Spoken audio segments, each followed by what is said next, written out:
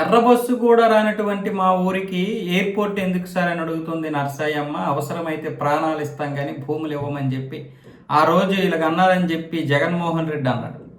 అంతేకాకుండా ఇక్కడ ఎందుకు పని లేకపోతే సరే 20 నాటికల్ మైళ్ళు అని ఏదేదో చెప్పాడు. 45 కిలోమీటర్ల పైనే ఉంది విశాఖపట్నం నుంచి. ఇక్కడికి ఎవరు వస్తారు? ఇక్కడికి ఆ ఉన్నటువంటి ఎయిర్పోర్ట్ని కొంచెం డెవలప్ చేస్తే అయిపోద్ది కదంటే, ఒక ముఖ్యమంత్రిగా ఆనాడు జగన్మోహన్ రెడ్డి ఉన్నప్పుడు అది ఒక ఎయిర్ ఫోర్స్కి చెందినటువంటిది, మిలిటరీకి చెందినటువంటి ఎయిర్పోర్ట్ అన్న విషయమే తెలియదా?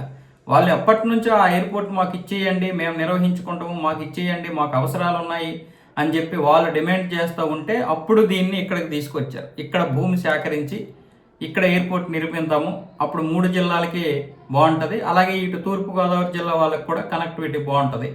అవసరమైతే వాళ్ళు వెళ్తే రాజమండ్రి వెళ్తారు, లేదు ఇంటర్నేషనల్ ఎయిర్పోర్ట్కి రావాలంటే ఇక్కడికి వస్తారు అన్న విధంగా ఇచ్చేసుకొని మొత్తానికి అందరికీ అనుగుణంగా ఉండే విధంగా, ఇటు ఒరిస్సాకు కూడా ఛత్తీస్గఢ్కి కూడా అందుబాటులో ఉండే విధంగా ఈ యొక్క ప్లేస్ని నిర్ణయించారు. 2015-16లో భూసేకరణ అంతా జరిగింది. తర్వాత ప్రభుత్వాలు మారాయి, జగన్మోహన్ రెడ్డి వచ్చాడు. ఆయన తర్వాత మాట్లాడినటువంటి మాటలు ఇవి. ఎర్ర బస్సు రానటువంటి ఊరికి ఇంత భూమి ఎందుకని చెప్పి 5,000 ఎకరాలని కాస్త 2,700 ఎకరాలు చేసి, ఏదైతే చంద్రబాబు నాయుడు 2016లో ఓపెనింగ్ చేశాడో, శంకుస్థాపన చేశాడో, దాన్ని కొంతవరకు ఇది చేయడం జరిగింది. ఎవరో గ్రంథి మల్లికార్జున గారితో చేయడం జరిగింది. ఆ తర్వాత మరి పూర్తి చేశారా? దాన్ని పక్కన పడేశారు. మళ్ళీ ఇక్కడ భూములు ఇచ్చినటువంటి వారికి ఒక టౌన్షిప్ నిర్మిస్తున్నామని చెప్పారు, దానికి శంకుస్థాపన చేశారు, అది అలా వదిలేశారు. అది పూర్తి చేశారా? అది లేదు. ఇప్పుడు ఏదైతే కూటమి ప్రభుత్వం వచ్చిందో వెంటనే ఆయనకి విమానయాన రంగం ఇచ్చారు. ఎవరికి? కూటమి ప్రభుత్వంలో ఉన్నటువంటి రామ్మోహన్ రెడ్డి. ఆయన ఏం చేశాడు? వెంటనే నిధులన్నీ తీసుకొచ్చి పెట్టేశాడు. ఇక్కడ ఈసారి ఇక ఓపెన్ చేయకపోతే ప్రజలు మనల్ని ఊసేస్తారు మన మీద అని చెప్పి వెంటనే నిధులు తీసుకొని వచ్చి మొత్తం 9 నెలల్లో పూర్తి చేసి, ఆ తర్వాత సంవత్సరం కాలంలో మిగతావన్నీ పూర్తి చేశారు.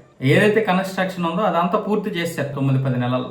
మిగతా సంవత్సర కాలంలో మిగతా ఇంటీరియర్ దానికి సంబంధించిందంతా పూర్తి చేశారు. యుద్ధ ప్రాతిపదికన అంటారు కదా. ఇప్పుడు క్రెడిట్ కోసం ఈ 2 పార్టీలు వాస్తవంగా కొట్టుకోవడం అనేది నిజంగా ఒక సిగ్గుచేటు. ఎందుకంటే ఒక రాష్ట్రంలో ఒక మంచి ప్రాజెక్ట్ ఓపెన్ అయినప్పుడు అందరం ఆనందించాల్సింది పోయి క్రెడిట్ కోసం ఇప్పుడు ఎవరు కొట్టుకోవాలి చెప్పండి? క్రెడిట్ ప్రజలు ఎవరికి ఇవ్వాలో వాళ్ళకి ఇస్తారు. ఎవడు సొమ్ము పెట్టారు? ప్రజల సొమ్మే కదా.